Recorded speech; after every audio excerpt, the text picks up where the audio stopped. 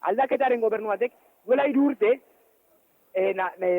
Iruñan eta Nafarroan, herritarrek aldaketaren aldeko apustua egin genuen. Eta lotxa ematen digu, aldaketaren gobernu batek, herri horren aurka oldartzea. Herri horren aurka, aldaketaren alde apustu egin zuen herri horren aurka polizia bidaltzea eta indarkeria erabiltzea. Jakinda, alternatibak bazeudela. Errepikatzen dut, alternatibak bazeuden. Usue Barkos bazekien, alternatibak bazeuden.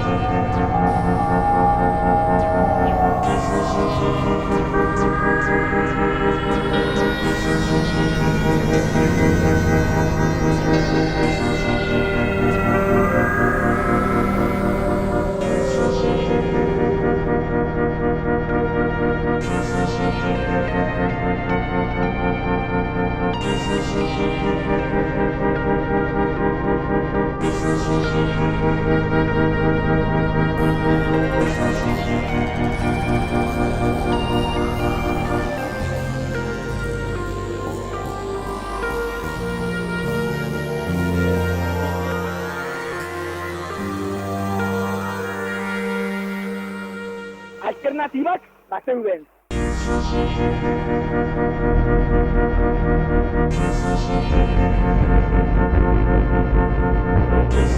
Alternatibak bazeuden.